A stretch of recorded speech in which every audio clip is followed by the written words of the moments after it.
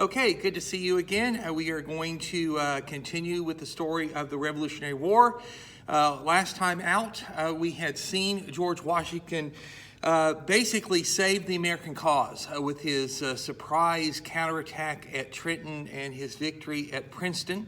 At a point when the American army looked like it was on the verge of dissolution, when the British captured New York City, which recall Washington believes is key to winning the war, after the British had overrun most of the colony of New Jersey, after the American cause had reached its darkest moment when it looked like General Howe's campaign strategy to win the war in a series of battles that would completely destroy American morale and willingness to continue the conflict, Washington had taken the incredibly daring gamble of launching a counterstrike across the ice-choked Delaware River against the Hessian garrison at Trenton and had scored a stunning triumph. And he had followed that up by a second victory at Trenton behind Assunpink Creek against Cornwallis, and then another victory at the Battle of Princeton. Unfortunately, that victory disarranged his plan to capture the British supply base at New Brunswick. Washington had to move into the uplands of upstate New York, where mountainous terrain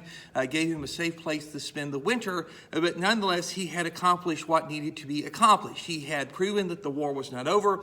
He had proven to the British, to the American people, and to America's potential European allies that the United States was not done, that Britain was not going to gain this easy triumph. And for General Howe, of course, this was extremely frustrating. He comes so very close, and yet the Americans had managed to pull off this coup. And so Howe withdrew most of his troops back into New York City, where it would be easier to shelter and feed them in the long winter months. And this means that there's going to be a campaign in 1777. So Washington's victories at Trenton and Princeton do not win the Revolutionary War, but they do something very important. They keep the Revolutionary War going. That means the British are going to have to come up with a fourth strategy for winning the war in 1777. And in fact, in 1777, the British don't come up with a fourth strategy. They come up with a fourth and fifth strategy. And that is because there are really two major British armies in America. There's General Howe's army, which is the principal army, and it is New York, and General Howe is going to come up with a plan. But there's also a British army in Canada, and that army is under the command of General John Burgoyne. And he is a veteran of the Battle of Bunker Hill, just like General Howe. But Burgoyne is an ambitious general who has a plan of his own. So he's going to come up with a fifth strategy. And this difference in strategy is going to work against the British mightily in 1777. So what's General Howe's strategy? General Howe's strategy is a very conventional military strategy. Like Washington, Howe has realized that the key to winning the war is Washington's army. Washington knows he has to keep that army alive. As long as there's an American army, it wears the uniform, it flies the flag, it answers to the Congress, there is the United States. And so Washington is going to bend his efforts whenever possible to ensuring that his army stays alive. Look for the British to make mistakes, to leave themselves vulnerable like they had at Trenton, swoop down, win a quick, easy victory, keep morale up, keep the war going, but don't risk your main force in a big battle against the British if it is all avoidable. Of course, this is a strategy that the British have to manage to unravel, and General Howe says that the way to do that is to attack a target that is so important to the Americans that Washington's army will have to come out and fight that big battle. And what is that target? Well, any European general will tell you that the heart and soul of his enemy's nation is his enemy's capital. So if you want to bring down England, attack and take London. If you want to wreck Spain, you go after Madrid. If you're going to defeat France, you need to seize Paris. And no army could allow its capital to be attacked without coming to its defense. And so Howe says, if I want to attack Washington's army, then I need to go after the American capital, and Washington will have to risk his army to defend that capital.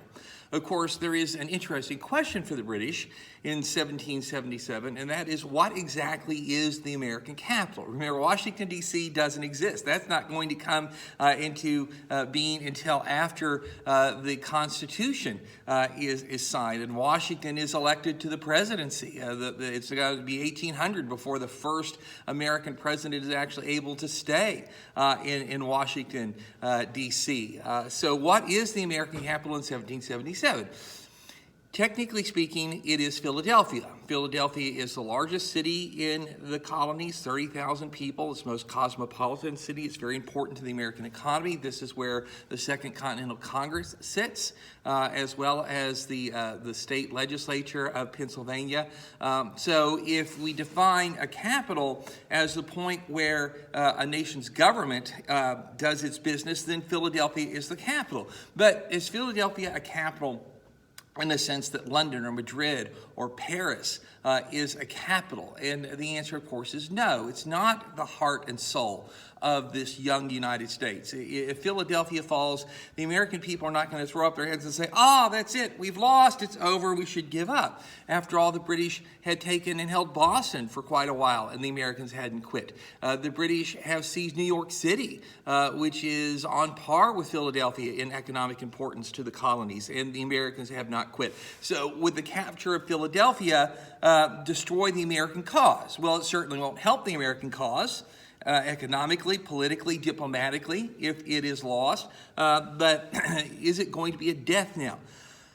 And the answer, of course, is no, unless Washington's already comes out to defend it and is destroyed in the process. And so Philadelphia is kind of the bait as far as Howe is concerned. So he wants to head from New York, go southwest to attack Philadelphia. He is eschewing thereby a plan that the British had thought of very early in the war, and that is to drive north from New York, up the Hudson River, toward a link-up with a British army coming down from Montreal and Quebec. And this is the strategy that General Burgoyne wants to revert to. Howe's looked at things and he says, you know what, I've realized that isolating New England isn't the key here, it's destroying Washington's army, and I want to do that. Burgoyne, who's up in Canada now and who desires to have the leading role in the defeat of the Americans, says, no, this business of isolating New England is really important. So what he proposes is that his army march down the old Lake Champlain route toward Albany, New York, while Howe's army moves north up the Hudson toward Albany, New York. They'll come together, they'll isolate the New England colonies. If Burgoyne's strategy could be characterized as anything, it's sort of a medical strategy, if you will. Howe's strategy is kind of very conventional. Go after the enemy's capital, destroy his principal army.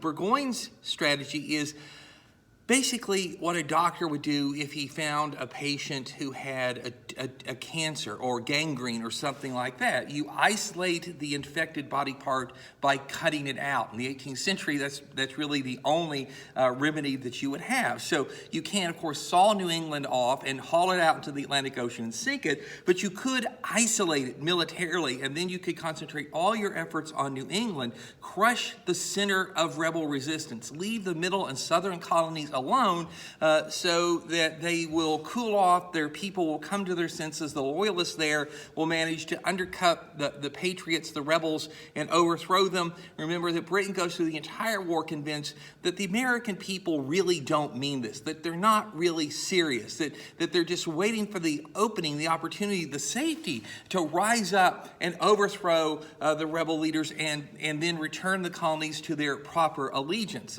This is a mischaracterization of the opinion of at least 2/3 of the American colonists, but this is something the British believe. In a way, it's something they have to believe if their entire war effort is going to make any sense whatsoever. And if you ask yourself as an Englishman, where did this rebellion start?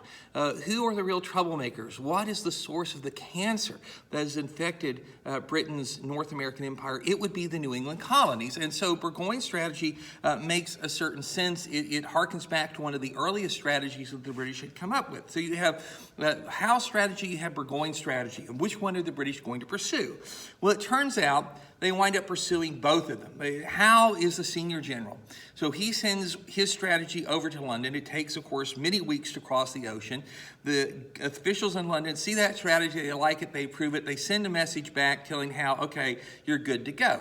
In the interim, Burgoyne has sent his strategy across the ocean. It gets there after Howe's already been given the approval for his strategy, but the British officials look at Burgoyne's strategy and say, you know what, we think we like that better. Let's go with Burgoyne's strategy instead. So orders cross the ocean, again, many weeks to do so, telling Burgoyne, okay, you've got the thumbs up, you're ready to go, and they go to Howe saying, no, we're canceling your original orders, and now you're supposed to go north to cooperate with General Burgoyne.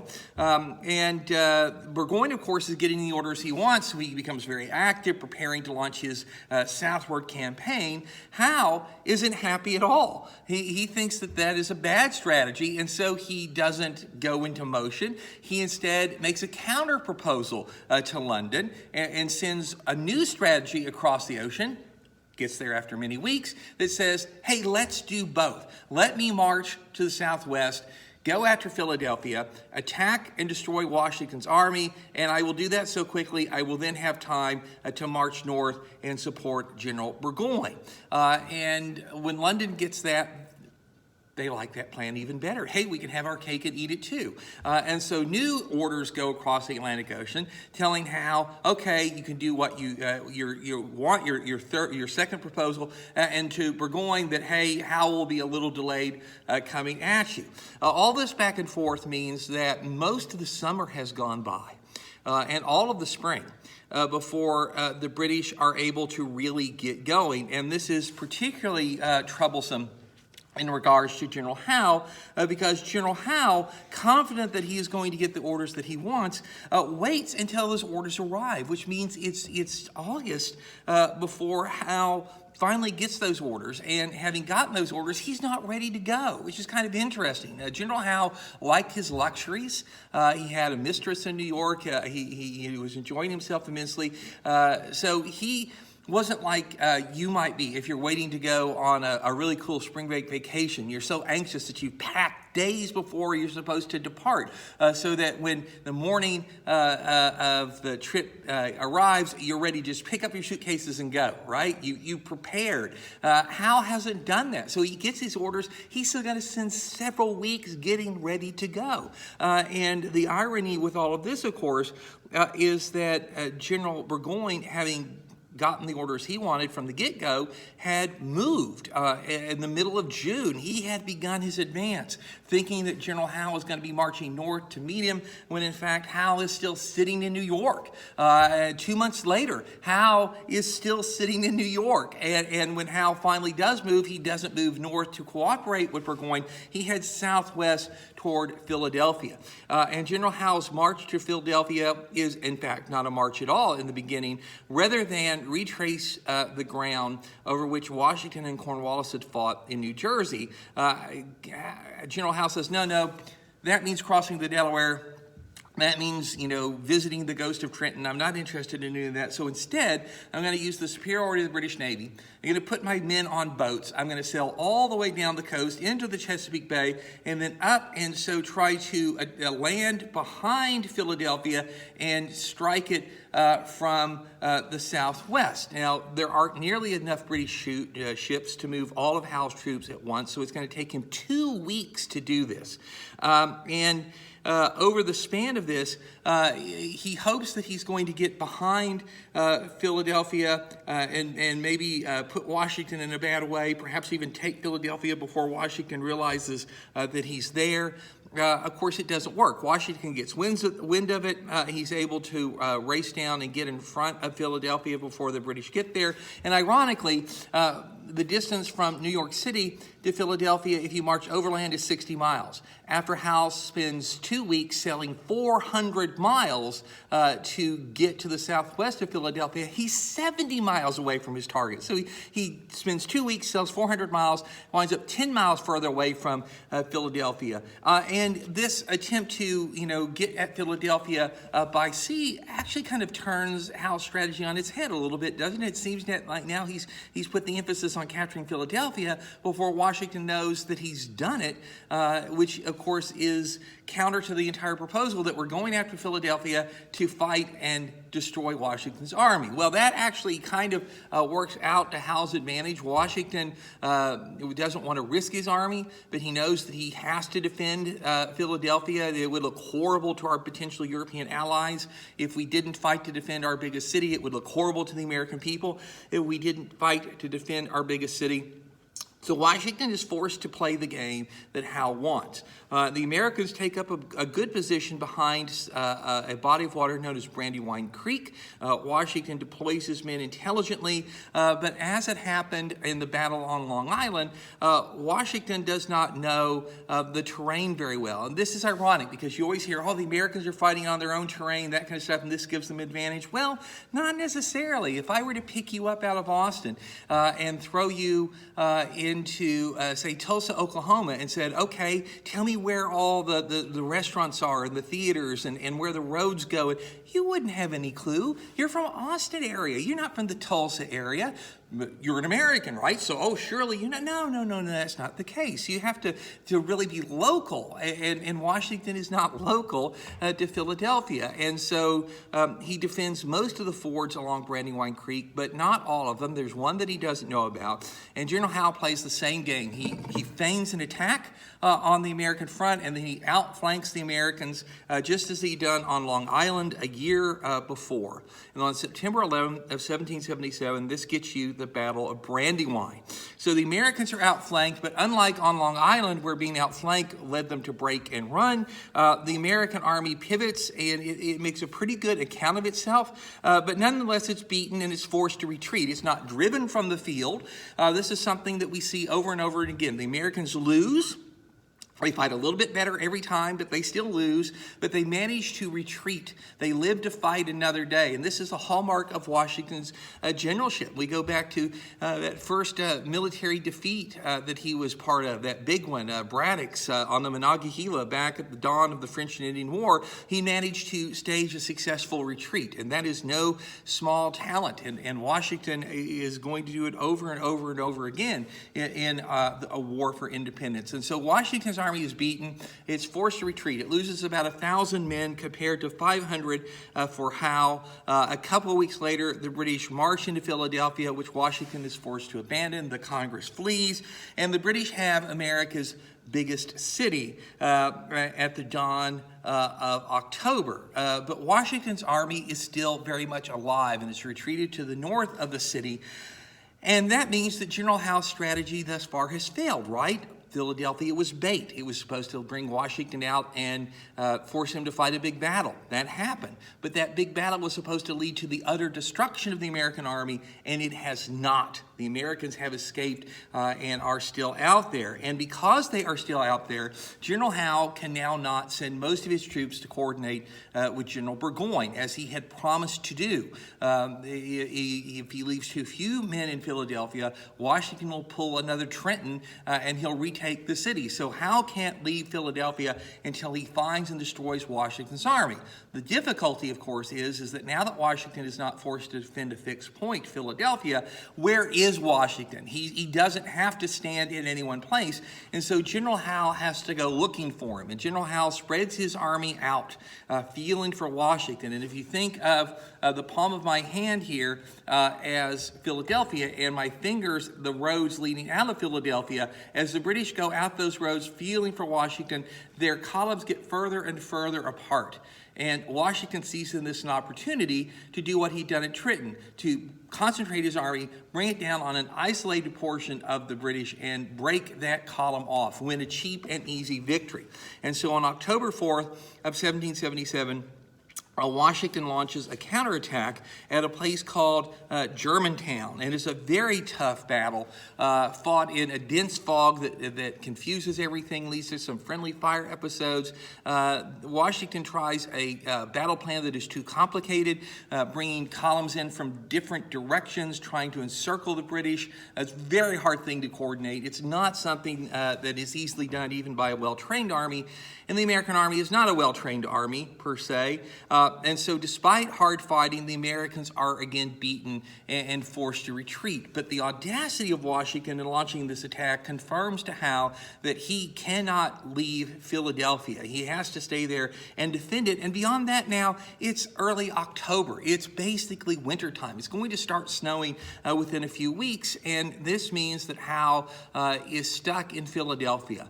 Washington's army is still out there. He can't abandon the city, or Washington would retake it. The weather is too bad, or is going to be too bad too soon for him to head toward General Burgoyne. So that fourth British strategy: go after Philadelphia, force Washington to come out and fight, and then destroy his army and thus win the war. That has failed. Once again, it goes a long way towards succeeding, but at the end of the day, the Americans, even though they lose 2 battles, live to fight on, and that means that the strategy has bore no real fruit. The British simply have Philadelphia.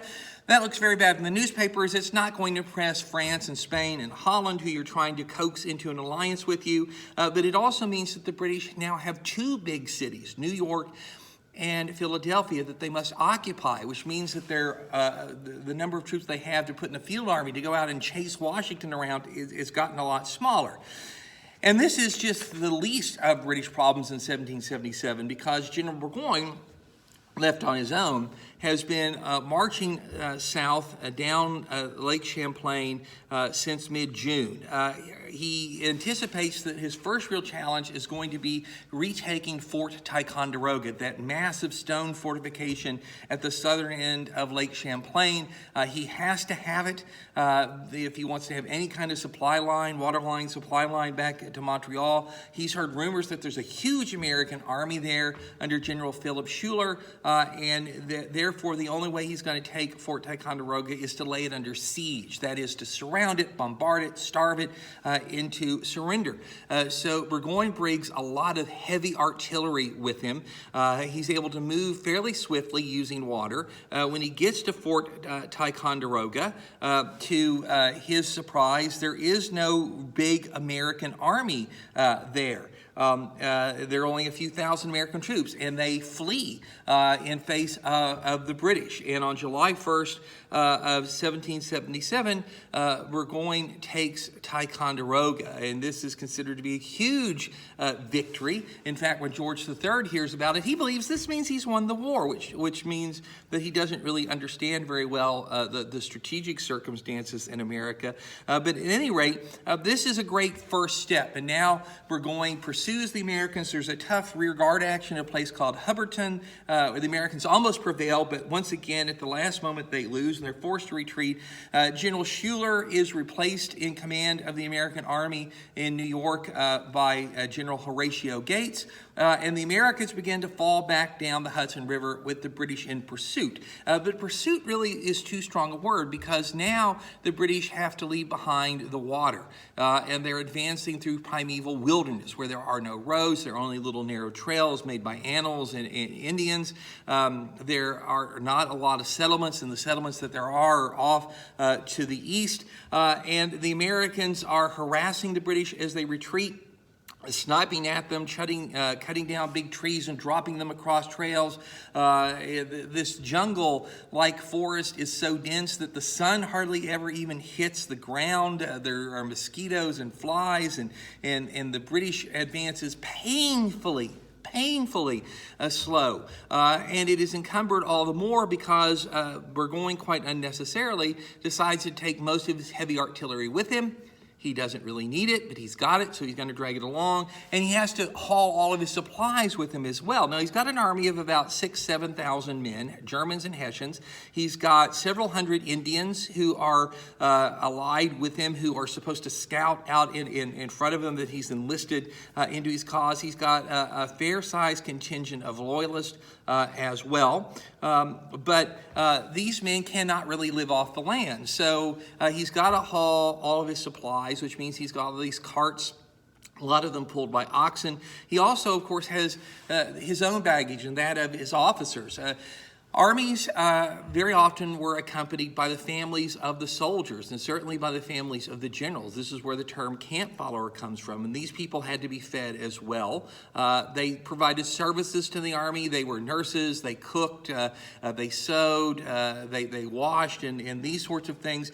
General Burgoyne takes his own family with him, and of course a general campaigns in style, so he has 30 wagons that are just his own baggage, and some of his other generals have as much. And the big tents and furniture, I mean, heavy, nice furniture and these sorts of things. So the British Army moving south through this wilderness is a ponderous and slow moving thing. And as it moves further and further and further south, the longer and longer and longer grow its supply lines. And eventually that supply line snaps. You just can't sustain it. The Americans are retreating, and their supply line gets shorter and shorter as they fall back on Albany. And as they retreat, the American army grows bigger and bigger and bigger because more and more colonists, especially from New York and the New England colonies, are rallying to its side. And in part, this is because their territory is being invaded, but also because of the activities of the Indians, who Burgoyne had brought in to assist him,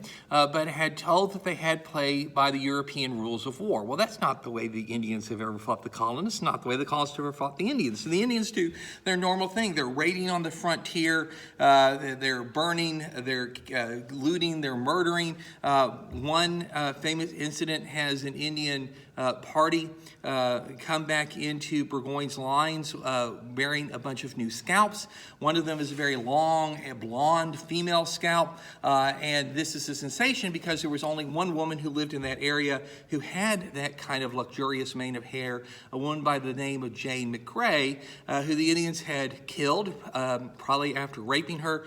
They had scalped her, and the difficulty with that, of course, is that Jane McCrae was the wife of a loyalist soldier inside Burgoyne's army. And when the Indians came in with that scalp, the word got around. The loyalists were outraged. They wanted to kill all the Indians. Burgoyne had to step in and to keep that from happening. He chastised the Indians and told them they couldn't do this. That made the Indians mad. They all disappeared. And so his Indian allies are gone, but a lot of the loyalists leave at that point too, and word spreads along the frontier that the British have unleashed the savages against the colonists. And if you were a loyalist, and there were a lot of loyalists in New York, or you were neutral, what's the point of being neutral or loyalist if the British are going to turn the Indians against you? And so men began to come in to Gates' army, sometimes 2,000 a day. So the British army is getting more and more feeble as it moves south. The American army is getting stronger and stronger and stronger. And in addition to that, General Howe is not coming north to support the British. He's gone in the under Burgoyne. He's gone in the opposite direction. A second British column is supposed to be coming down from the northwest down the Orsini River to link up with General Burgoyne, is beaten at the Battle of Orsini. I'm sorry, the Mohawk River, beaten at the Battle of Orsini on August 6th. Of 1777, Burgoyne has to start sending contingents of troops out to the east to raid colonial villages to try and get supplies to feed his men.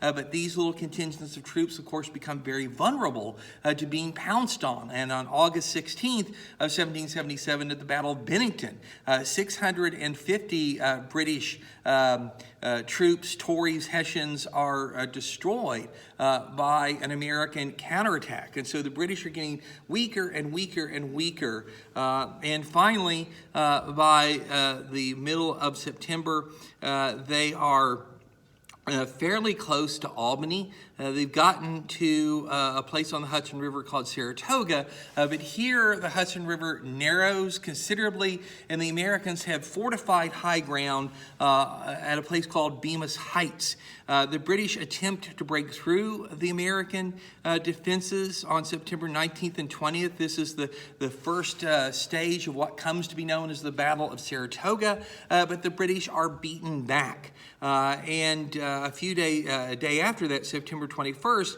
Burgoyne gets an erroneous report saying that General Howe is moving to his relief, and this is false. This is a misinformation spread by Americans very cleverly. early, and it gives Burgoyne hope that he is going to have Howe's support, and Howe will attack Gates from the rear while Burgoyne attacks him from the front.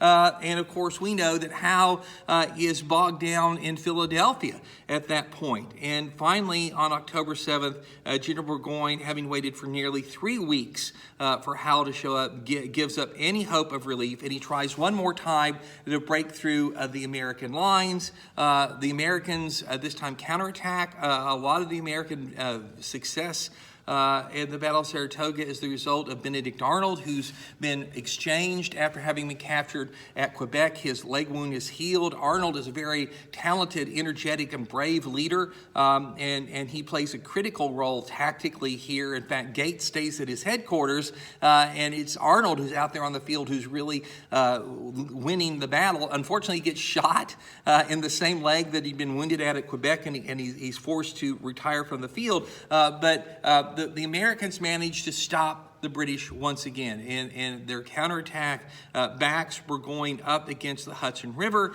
and now his army is in a dire situation. Howe, he finally learns, is not coming.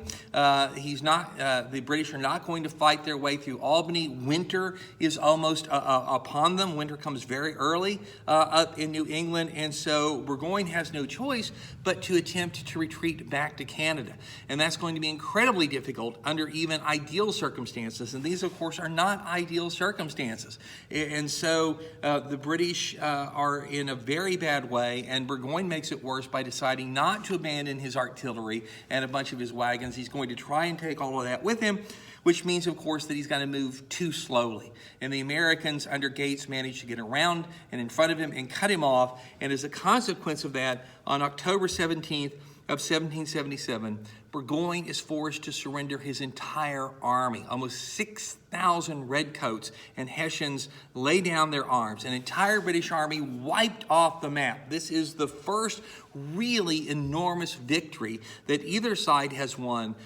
in the war in terms of strategic impact. An entire British army gone. And that makes Gates a great hero.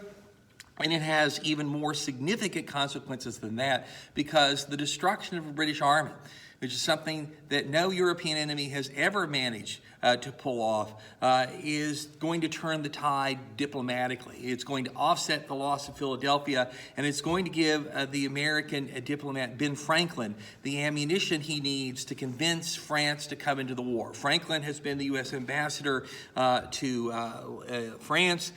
He is extraordinarily popular. He's a celebrity on a caliber of what the greatest of our celebrities today would be. He plays his cards very wisely. He makes the most of that celebrity, but even though he is much, much older and much, much more distinguished than the French king, Louis XVI, he defers to them. He's very polite, so he strokes the French king, and now the Americans have destroyed the British army. And to the French, this makes it look like the Americans actually have a pretty good chance of winning the war. And what France has been waiting for all along is the opportunity to tip the scales in favor of the American colonists. France doesn't want to get involved in a long and bloody war, a long and expensive war with the British, but if the opportunity comes to give that last shove, the French are willing to rise up and do it. And it now looks like the British are in a very, very dire strategic situation.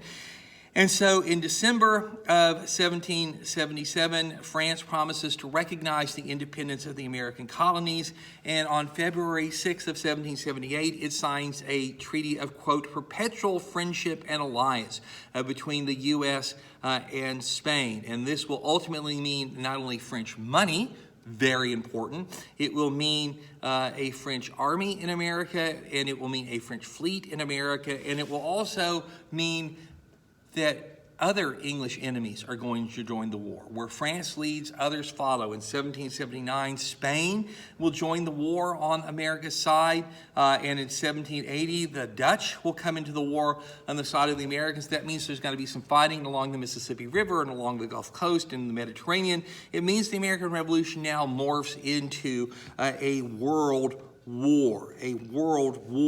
And so Saratoga here is a huge turning point And for General Howe, that's it. He's done. He resigns. He goes home. His second command, Henry Clinton, takes over, and it's going to be up to him to come up with the sixth British strategy to win the war. But he's not going to get the opportunity because the circumstances have changed. The circumstances have changed. He's going to be told what to do by London. So we go through the winter of 1777 and 1778, and for the Americans, this is a very, very bad winter for Washington's army, which has retreated into the uplands, once again, of Pennsylvania, north of Philadelphia, to a place called Valley Forge, which is a really good defensive location, but the winter here is going to be extremely harsh. Bad weather, lots of snow, but primarily supply shortages, not because the colonies do not produce an abundance of foodstuffs, but because the Continental Congress is broke. Can't afford to buy those supplies, and farmers aren't willing to sell them for cheap. So there are long periods of time when there's not nearly enough food. It's almost starvation rations. The Valley Forge is synonymous in American history with enormous suffering, which is endured in large part, again, thanks to George Washington, who has an iron constitution, an iron will. He will stay with his troops in Valley Forge. He will not go to more comfortable quarters. He will not suffer. He, as commanding general, he's got plenty of food on his table most of the time, but he's there to encourage his men. And those men stick with him so that they're still an army when the spring of 1778 is going to arrive and the new recruits are going to come in and the supply situation is going to improve. Valley Forge is also where the American army suddenly becomes a professional army. And this is courtesy of a Prussian officer by the name of the Baron von Steuben. Von Steuben had been a field officer in the Prussian army, which is the best in Europe. He had been a captain, sometimes maybe a major. He had come to America to support the American cause. Now, lots of foreign military officers came to the United States to fight in the Revolutionary War, and most of them are going to turn out to be rather worthless, vain. They want high rank, they want lots of privileges, they want lots of pay, and they have no talent. Some of them, like the young Frenchman, the Marquis de Lafayette, are going to embrace the American cause philosophically and turn out to be very good military leaders. You're going to have others who will do that. But von Steuben has a special place because he came over and he did not ask for anything. He told Washington he wanted no rank, he wanted no pay until he had proven himself, which is so different than what most of these other European mercenary generals asked for. And so Washington said, all right, I'm going to give you the job of training the Continental Army and turning it into a professional European-style army. And von Steuben became Inspector General of the Continental Army, and he went out and he did that, even though he could speak very little English. And rather than try and train everyone, what he did is he assembled a corps unit of 100 men drawn from all the regiments and battalions of the Army, and he trained them. So he did what today we would say training the trainers, who would then go back and train their own men. And von Steuben had to give his orders in French, which he translated to the American troops in English. He learned very quickly on that American troops had to be trained differently. They were not accustomed to being subservient the way that European common soldiers had been trained all their life to be subservient to the aristocracy. And von Steuben, therefore had to throw out anything in the drill manual that was not practical. And he said that, if you tell an American soldier he must do this, the first thing the American soldier is going to say is, why? Why do we do it that way? And if you couldn't give them a good reason why this made you more effective on the battlefield, then they refused to learn it. But if you could give them a good reason, von Steuben said, they learned it. They learned it well. They learned it quicker than European troops did. And courtesy of von Steuben's efforts, the American army that comes out of Valley Forge is a uniformed army, not in the sense that they're wearing a uniform, but a uniform army in that every unit is trained the same way. They're drilled the same way to go from column into battle line, from battle line into column. They're trained on how to maneuver with linear tactics, which is a complicated thing in the 18th and 19th century to learn to do. It took lots of drill, lots of practice, and now the Continental Army is truly professional, and it's able to take on the British on basically the same playing field. And it gets that first opportunity in the summer of 1778, because the British are now looking at a war with France, not just the United States. And so Britain decides, look, we can't hold Philadelphia and New York at the same time. That bogs down too many troops. And so Clinton is told to evacuate Philadelphia that summer. The British are not going to hold Philadelphia for a year. They're going to give it up. And in June of 1778, the British began to retreat toward New York, overland across New Jersey. About 1,000 loyalists go with them. And Washington sees an opportunity here to swoop down on the British column, which is strung out on the road, and cut it in half and destroy part of the British Army. That leads to, on June 28th of 1778, the Battle of Monmouth Courthouse, fought in incredibly horribly hot conditions, upper 90s, heat index over 100. The Americans managed only to entangle the British rear guard, but to the shock of the British, when they turn around and they charge the Americans, expecting the Americans to do what they usually do and break and run, the Americans, trained von Steuben, stand there and they duke it out with the British at 50 yards for an hour. They just sit there and blaze away at each other, and ultimately it is the British who abandon the field. Now, of course, this is a rear guard. The British always intended to abandon the field. So Monmouth Courthouse is a drawn battle at best. In the larger perspective, Washington had hoped to cut off and destroy part of the British Army. That doesn't happen. But it does prove that the Americans are now a force to be reckoned with tactically on the battlefield. And so Clinton is able to get his army back into New York.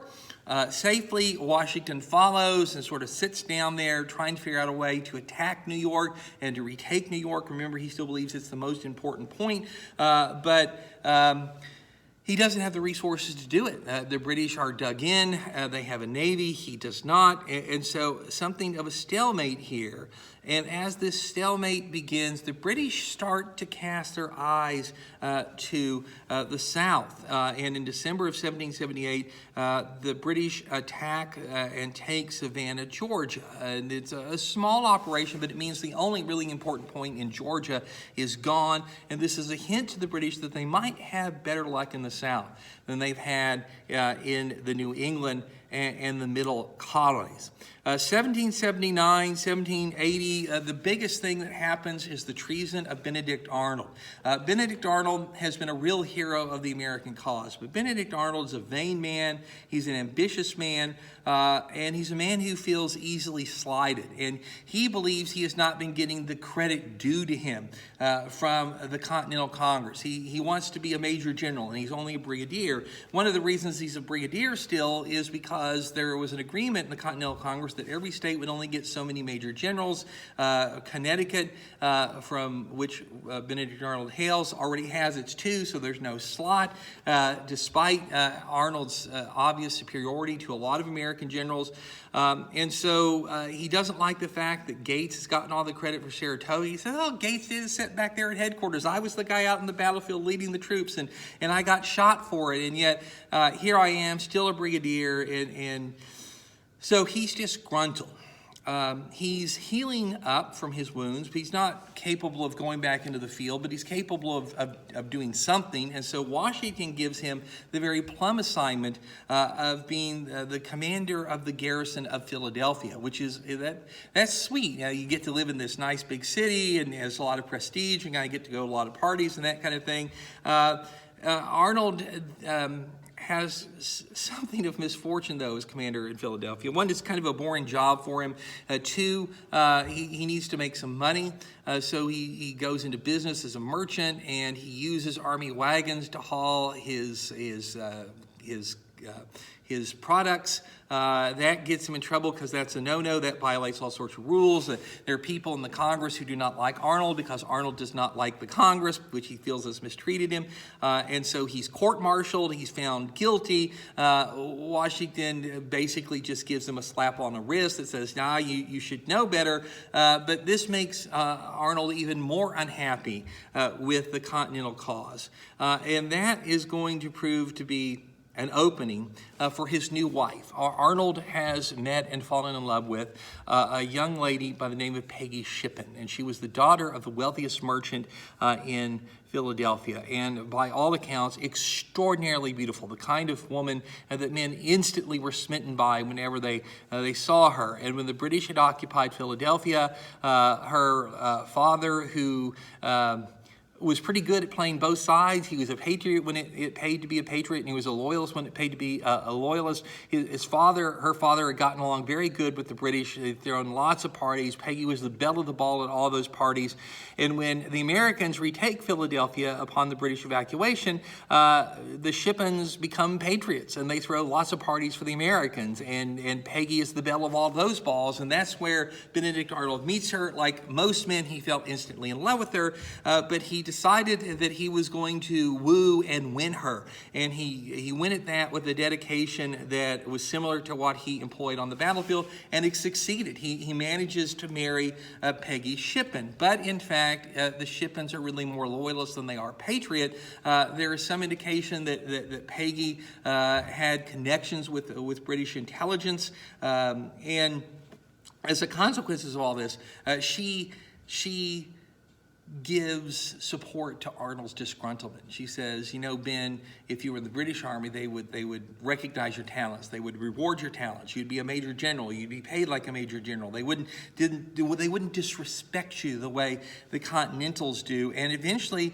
all of this plays on Arnold's unhappiness and convinces him to reach out to General Clinton and offer to change sides, and which is, of course, very intriguing. Wouldn't it be great for the British if one of the greatest of the American generals suddenly decided to change sides? But Arnold wants a prize for changing sides. If he comes into the British Army, he wants to be a major general, and he wants to be paid like a major general, and be given 10,000 pounds for switching uniforms, and that's a steep price. And Clinton says, well, not yet, but if you can sweeten the pot on your side, then I will think about it. And so Arnold ponders on how he could make himself more valuable to the British, and he hits upon an ingenious scheme. So he writes to Washington. He says, look, I'm bored as Commandant of Philadelphia. I'm not well enough to actually take the field with troops, but I can do something more important. And Washington, of course, is eager to have one of his best generals do something important. And what does Arnold feel like he is up to? Well, being in command of the defenses of West Point. West Point on the Hudson River in upstate New York was a critical bottleneck that would prevent the British from moving up the Hudson River, and so it was incredibly important that it be defended, and of course having a really good general there would make that defense a great deal stronger. And so Washington gives Arnold the job, and now Arnold is in command of this key position, and he gets in touch with Clinton. He says, okay, I'm still willing to turn traitor, but I can throw in West Point to the bargain. And now Clinton is very interested, and so negotiations begin, and as Arnold is negotiating with Clinton, he sends most of West Point's defenders on various made-up missions that take them away from the fort and weaken it and make it vulnerable to the British. Then Clinton sends one of his aides, Major John Andre, to meet with Arnold, who's going to turn over a map showing the defenses of West Point. And it's a very cloak and dagger clandestine thing. Andre comes up the Hudson River as far as he can go on a British ship appropriately named the HMS Vulture. He gets off the ship. He rides to an isolated cabin. He meets Arnold. Arnold turns over the map. Andre puts the map in the hollow heel of his boot. The two men part company. But while they've been meeting, a roving American patrol of artillery has found the Vulture, taken it under fire. The Vulture is forced to flee down the river. So when Andre gets back to the spot, his ship is gone. He doesn't have his ride anymore. And so he's forced to ride overland toward New York. He puts on a cloak and pretends to be an American farmer. But as he's riding back, he's waylaid in the middle of the night by 3 American soldiers. whose actual intention was to rob him. But when they stop him and they search him, they discover he's a British officer. He's got his uniform under that civilian cloak. They look around a little bit more carefully. They find the map in the hollow heel of Andre's boot, and now they realize, oh my gosh, this guy's a spy. Look at this map. This is important. We need to send him back to headquarters. And so they send him back. An advance word goes to their commanding officer that they've caught a British spy who has the plans for West Point. Well, their commanding officer is Benedict Arnold, who realizes, uh-oh, he's in trouble. And just about the time that word of this discovery arrives, Arnold gets news that Washington is on his way to West Point.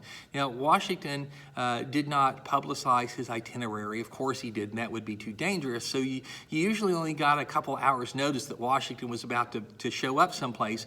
And this is just a pure tour of inspection. But a guilty man looks at things differently, and Arnold puts two and two together and says, oh my gosh, they've caught Andre. They have the map that I drew of West Point's defenses. Washington is going to be here in a few hours.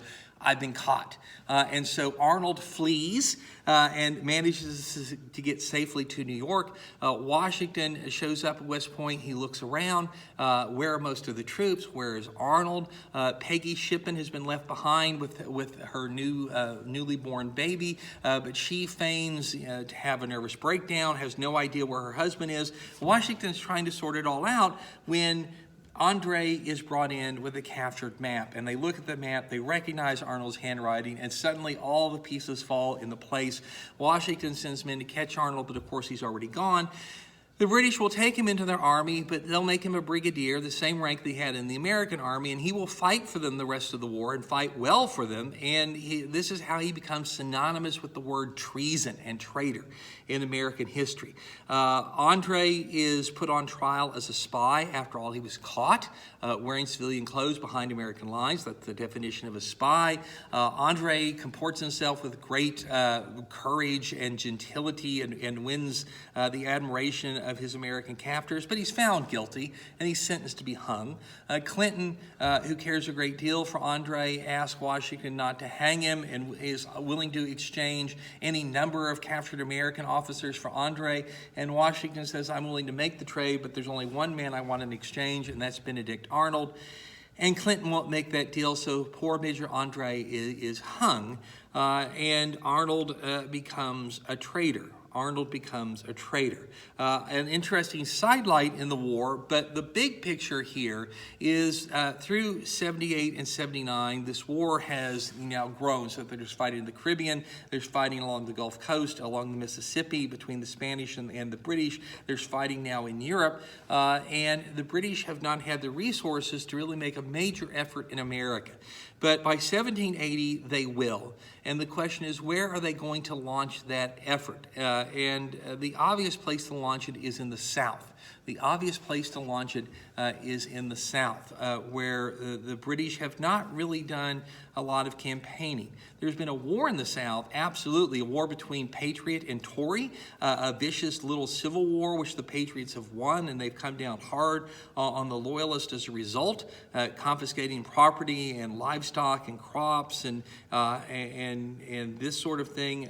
The British had tried in July of 1776 to take Charleston, South Carolina, in an amphibious assault, and they had been turned back. And they hadn't really made a major conventional military effort until 1778 in December, when they had captured Savannah. But now Clinton is looking at things, and he says that the South seems to be the place where there's a lot of Loyalist sentiment. And if we can successfully invade the South, we might roll up the colonies from south to north, or at the very least, we might amputate the valuable southern cash crop colonies from this so-called United States and save something for England. So the British are now going to turn their attention to the South, and Clinton is going to make his last big effort here.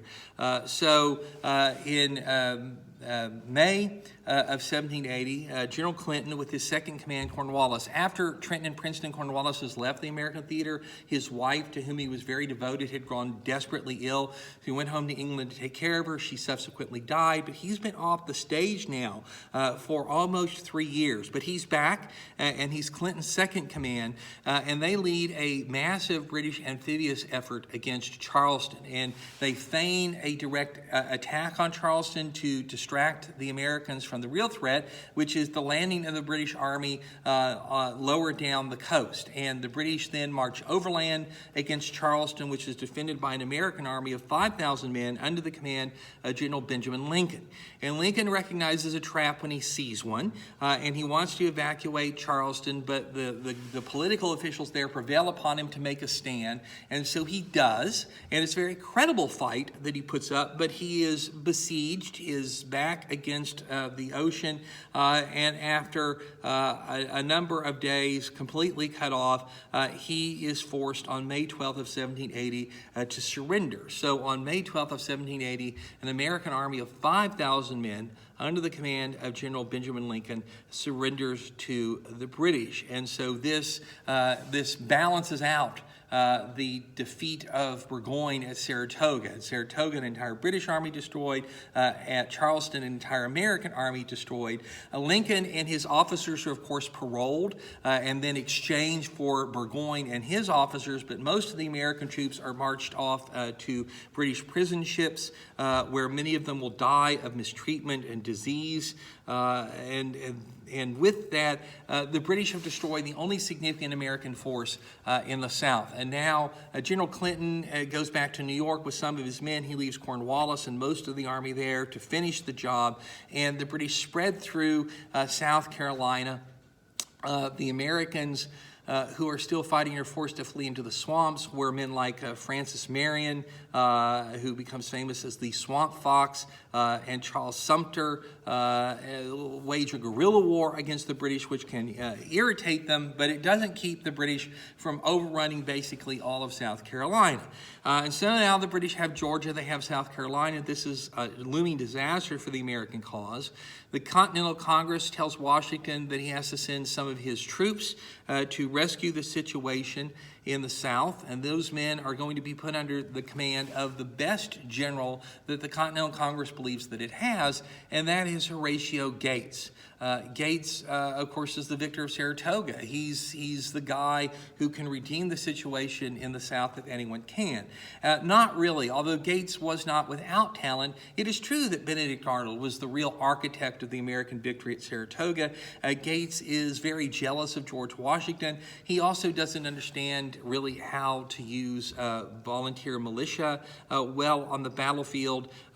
Gates needlessly marches his reinforcements across North Carolina, which is not heavily populated, and so there are a lot of farms and towns and stuff. It's not easy to get supplies there. He marches his men very quickly, wears them out unnecessarily. When he gets to South Carolina, therefore his army is not in good shape. He combines it with the militia and goes out to fight General Cornwallis. And on August 16th of 1780, they come together in the Battle of Camden, just across the border from North Carolina, and the Americans are beaten, and they're beaten badly, and they're forced to flee from the field in great haste. And the rumor got around that Gates found the fastest horse in the army and led the retreat, got back into North Carolina before any of his men. Not really true, but that's the story that got out, and it destroys General Gates' reputation.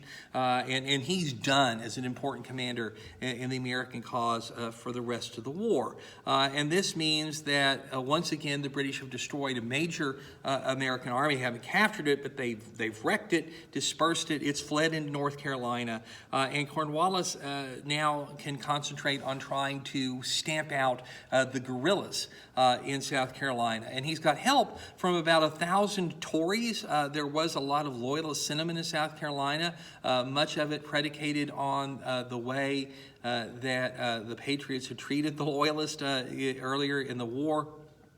And so Cornwallis seems to have everything well in hand, but in fact he doesn't. These American troops that are still in the field are very difficult to deal with. And on October 7th of 1780, the British effort in South Carolina suffers a very serious defeat when a lot of American militiamen who come from the western slopes of the Appalachian Mountains cross over and attack the main body of British Tories, British loyalists fighting for Cornwallis at a place called Kings Mountain in South Carolina. And the British are camped on this high mountain, and they think very safe, but the American over mountain men, as they're called, climb up the mountain, launch a surprise attack on the Tories, and basically wipe them out, which is a serious discouragement to any other loyalist who might want to think about joining the British Army. In early 1781, Cornwallis goes after these over mountain men who are commanded by Daniel Morgan, and the British cavalry led by Banastre Tarleton, who had been a terror to the American patriots in South Carolina, goes after Morgan, who lays a very clever trap for him at a place called Cowpens, and on January 17th of 1781, Tarleton's men are basically wiped out, which wrecks the British cavalry, which is a severe blow for any army since the cavalry were the main scouting force. And so the Americans are beginning to hurt the British and undermine their control of South Carolina. But of course, this is not going to be decisive unless you can get another American army in the field down there. And so once more, Washington is told that he has to send reinforcements to South Carolina, but this time he's allowed to pick the general that's going to lead them, and he picks one of his most able division commanders, Nathaniel Greene. And Greene has been with Washington from the very beginning. He's learned under Washington and is going to practice the same kind of warfare as Washington. So he carefully moves his army across North Carolina and links up with what's left of the American forces who had been under Gates at Camden. And the Americans are now concentrating their army, so Cornwallis has to concentrate his. And he goes after Greene. So Cornwallis leaves South Carolina, leaves some garrison troops behind, obviously, and goes after Greene in North Carolina. And Greene, very cleverly, playing that old Washington game of stay out of the way of the British, retreats toward Virginia. And so you have what's called the race to the Dan River, which is on the border between Virginia and North Carolina. And through this, the really sparsely settled western regions of North Carolina, Greene is retreating. Cornwallis is in hot pursuit. But as the Americans retreat, they eat up all the food, which means there's not much left for the British as they're following in an effort to catch up with the fast-moving Americans. Cornwallis decides to burn most of his supplies so his army can move very fast. Tactically speaking, a good move. He almost catches Greene, but Greene gets his men across the Dan River literally just hours before the British show up. And it's sort of like the Delaware back in the winter of 1776. The Americans have boats and they cross and they bring those boats to their own side, so the British get there and they can't cross. And Cornwallis has chased Greene into Virginia, but he's worn his army out in the process. He's desperately in need of being reinforced, resupplied. His men have, worn their uniforms to tatters. Most of them have worn out their shoes. And so he turns around and he begins to head toward Wilmington, which is on the coast, where he can link up with the British Navy and get supplies and reinforcements. But as the British turn their back, the Americans recross the river, and now it's the Americans who are in pursuit of Cornwallis. And on March 15th of 1781, Cornwallis turns around to fight, and you get the Battle of Guilford Courthouse, which is the biggest battle of the Revolutionary War in the South, a very closely fought battle. Greene proves a much better general than Gates, and although at the end of the day he loses the fight and is forced to retreat, he's inflicted so many casualties on Cornwallis in the process and forced Cornwallis to shoot up most of his ammunition that now Cornwallis is really completely exhausted, and he has to continue on toward Wilmington. And as one British member of Parliament put it when he heard about what was going on, Cornwallis has conquered his troops out of shoes and provisions, and himself out of troops. He's won the fighting, but in winning the fighting, he has gained no strategic advantage. So he goes to Wilmington, and as he goes to Wilmington, Greene goes into South Carolina. And now Cornwallis has to decide what to do, and he doesn't seek Clinton's advice here. He's operating independently, and he thinks about this, and he says, okay, the only reason that Greene's been able to do what he's done is he's getting all these men and supplies from Virginia. And so instead of following Greene into South Carolina, Cornwallis decides to invade Virginia. So he goes north, Greene goes south. Greene's campaign in South Carolina is very interesting. He's going to fight a lot of little battles attacking all of these British outposts, and every one of those attacks is going to fail. He's going to try and overrun these British outposts, and he's going to be beaten back. He's going to inflict so much damage on the British outpost that it's abandoned. The British retreat to the next outpost. Greene follows them, attacks, is beaten back, but does so much damage the British retreat to the next outpost until finally they've abandoned all of South Carolina except Charleston, which they'll hold to the end of the war. So Greene loses every battle that he fights, but his campaign is successful. Cornwallis, meanwhile, has gone up into Virginia, where there's been fighting. The British troops under Benedict Arnold have been raiding up and down the Chesapeake Bay. Washington has sent von Steuben and Lafayette there to counter them. When Cornwallis shows up, the resistance there is greater than he expects, and if he's going to accomplish a whole lot, he's going to need to be reinforced. And if he can't be reinforced, then he ought to be evacuated back to New York. So he sends word of this to Clinton. Clinton is surprised to find out that Cornwallis is in Virginia, and can't decide what to do, to reinforce him or to evacuate him. And one of the reasons that he can't decide is New York is still under threat. The Continental Army is hovering around the city, and now there's a French army of 5,000 men under General Rochambeau, who the French have managed to sneak across the Atlantic Ocean, who are in Rhode Island, and there is a British danger to the British because there's a French fleet under Admiral de Grasse, which is fighting with the British down in the Caribbean, and it's very possible that that fleet might come up to support Rochambeau in Washington in an attack on New York City. So can Clinton really afford to weaken New York City to reinforce Cornwallis? There's opportunity in Virginia, but maybe it would be better to evacuate Cornwallis. Either way, Cornwallis is told to find and to fortify a port. And Cornwallis chooses the little tobacco port of Yorktown on the York River, which is the northern river that forms a peninsula of land. To the south is the James River. So the York River, the James River, this peninsula of land in the middle. And of course, that means that not far away from Yorktown, there's a little island that we have met before called Jamestown. And so ironically, the British Empire in America is going to end very close to where it started. Cornwallis digs in around Yorktown.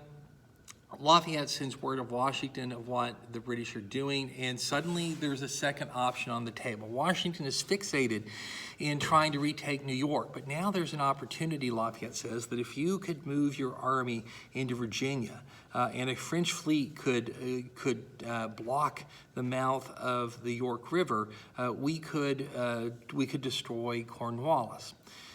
There are a lot of dangers involved in that. Cornwallis might be evacuated or reinforced and become too strong before Washington could get his army down there. You're talking about moving the army hundreds of miles, partly by boat, partly by land.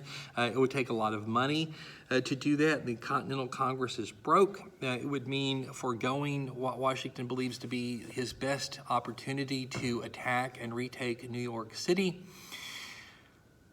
But this is something that both Rochambeau and de Grasse think is a better opportunity, this business in Virginia, and ultimately Washington agrees with them. And when Rochambeau says that the French will fork over the money to make this effort possible, he decides to shift his army and Rochambeau's army there. And so the Americans decide to head south, and This means that by the time that you get into the late part of August, the French and the Americans have managed to get into Virginia before Clinton has decided to evacuate or reinforce Cornwallis. And de Grasset's fleet shows up, having left the Caribbean. You don't stay there during the hurricane season, so he's been told he's got a couple weeks he can operate in North American waters. And so you have Rochambeau and Washington on land, and you have de Grasset at sea, and Cornwallis is trapped in his fortifications around Yorktown with his back against the York River. On August 30th, the Americans and the French begin a formal siege of Yorktown, digging trenches outside the range of the British artillery, and then they have their engineers dig what are called zaps, which are little zigzag trenches, and they dig them 100 yards toward the French, rather the British lines, and then they dig another line of trenches called a parallel, and that is within range of the British guns. So the Americans and the French bring their artillery up, and they begin a bombardment of the British positions, and under the cover of that bombardment, they dig more of these zigzag zaps. They get another 100 or so yards forward. They link those saps with another parallel so that you progressively move your artillery closer and closer to the enemy under the cover of your fortifications. And the idea is that you're pummeling him this whole time, and your last trench will be a handful of yards away from the British front trench, and then you crowd your infantry into it, and on the word of command they get up and they charge, and they make those handful of steps, and they're in the British trench. And that's the way a siege is going to work. And if it's done properly, and this one is done properly, it's really just a question of time. The British are under constant bombardment. They're running low on food. Sickness breaks out in the British ranks. The British sent a fleet down to try and drive de Grasset away so that Cornwallis could be evacuated or resupplied and reinforced. That leads on September 5th and again on the 9th to a naval battle off the mouth of the Chesapeake Bay called the Battle of the Virginia Capes, really the most significant naval battle of the Revolutionary War. And in this battle, the French managed to drive the British off. The British fleet is forced to retreat back into New York. And so Cornwallis is trapped. The American and French siege lines are getting closer and closer, and Cornwallis knows that he's doomed if he can't escape.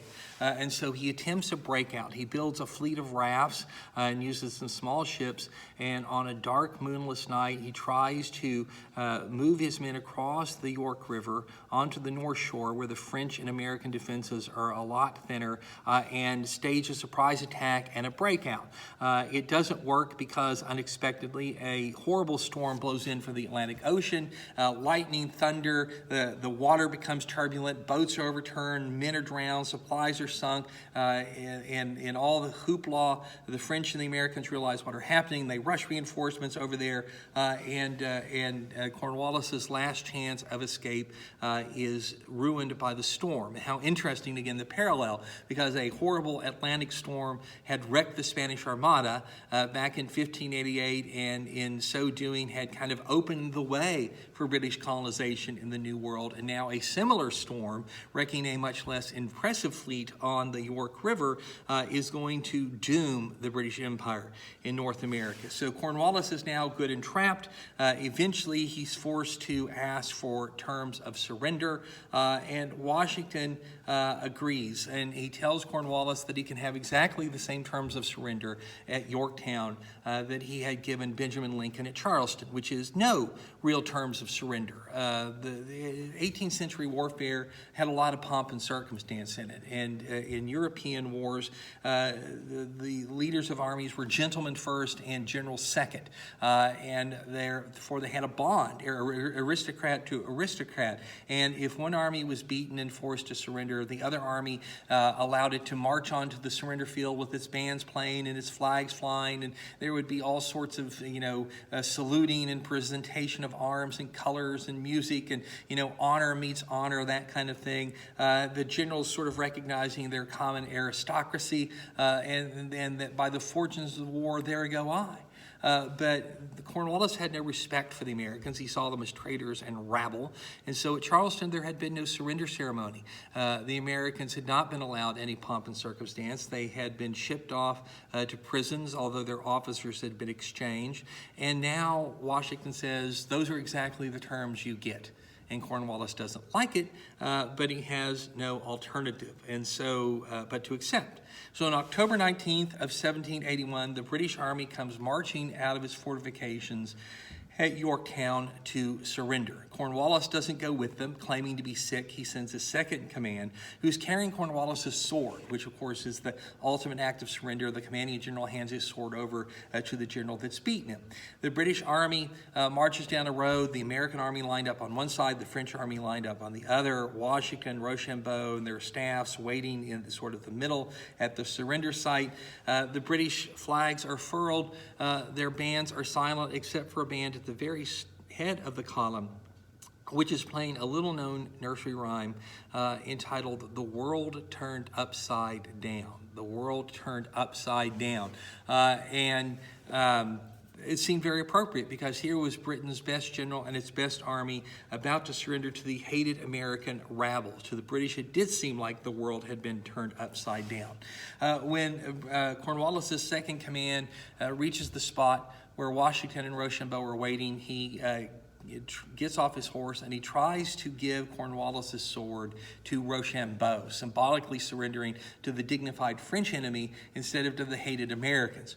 Rochambeau very cavalierly refuses to take it, points toward Washington, who refuses to accept it from a second in command, and therefore directs one of his own officers to take the sword, and that officer is General Benjamin Lincoln, who had been paroled and exchanged and is now with Washington and gets some payback. He gets to accept Cornwallis's sword in surrender. And the British Army lays down its arms. It's marched off to prison camps. De Grasse goes back to the Caribbean. Rochambeau and Washington head back toward New York. A couple of days later, a British fleet with reinforcements appears off the mouth of the York River, come to rescue Cornwallis, but there is no longer anyone there to rescue. A second British army has been destroyed.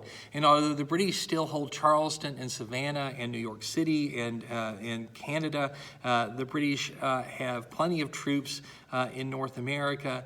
This is the straw. This defeat at Yorktown is the straw that breaks the back of the British Campbell. They've been fighting since 1775. The war has now ballooned into a European war, a world war. Everything Britain has tried has failed, and the British people and the British government are finally fed up with it. They are done. Lord North, who was the King's prime minister, is said to have cried aloud in the Parliament when he heard about Cornwallis' surrender, quote, "My God, it is finally over," unquote. And indeed it was. The British are now willing to talk peace. It's going to take a couple of years for the details to be worked out, but ultimately what's going to come as a consequence of the victory at Yorktown is the Treaty of Paris, which will end the Revolutionary War and grant the 13 colonies their independence. And so Yorktown was the critical victory. And Yorktown, of course, could not have been won without the help of a French army and French money, and most especially without the assistance of a French fleet. So the French played a critical role in the victory at Yorktown and thus securing American victory. But remember, the French would not have come into the war at all if it had not been for the victory at Saratoga back in 1777. And the victory at Saratoga would have never been possible if George Washington had not kept the American cause alive at its darkest hour with his triumphs at Trenton and Princeton in late December of 1776, early January of 1777. And without those victories, there would have been no campaigning in 1777 that led to Saratoga. And without Saratoga, there would have been no French army, money, and fleet to secure the victory at Yorktown in 1781. So it was a cascade of triumphs, few and far between, really, for the American cause, that lead finally to the happy result. So with that, we finish the American Revolution in a rather simplistic fashion. That means we are done with Chapter 5. That means that this is our last lecture that will be covered on your test. I will be sending the test questions out to you before too much longer, and I will also be posting my test prep video to give you further instruction and amplification on writing your essay, how to do it, how to format it, these sorts of things. And this leads us to our last questions that will be on this final test. So question number 1, what is the name of the French admiral whose fleet helped trap Cornwallis at Yorktown? What is the name of the French admiral whose fleet helped trap Cornwallis at Yorktown? And secondly, second question, what is the name of the battle which led to the destruction of the British Army and an alliance with France? What is the name of the battle which leads to the destruction of the British Army and subsequently an alliance between the United States and France? And then third and final question, what is the name of the American commander who surrenders an army at Charleston but gets to accept Cornwallis's sword and surrender at Yorktown? What is the name of the American commander who surrenders an army at Charleston but gets to accept Cornwallis's sword and surrender at Yorktown? So those are the last of your questions. That is the last of our material for the first test. Again, be sure to look at the maps that I sent out with this, because it helps when you're talking military campaigns to pay attention to maps. Things become a lot clearer. As always, feel free to reach out to me if you have questions, if you have concerns, if you just want to talk about the material. I'm always happy to do that. When we have our next lecture, we will be beginning the second section of the course, and I will look forward to seeing you all then.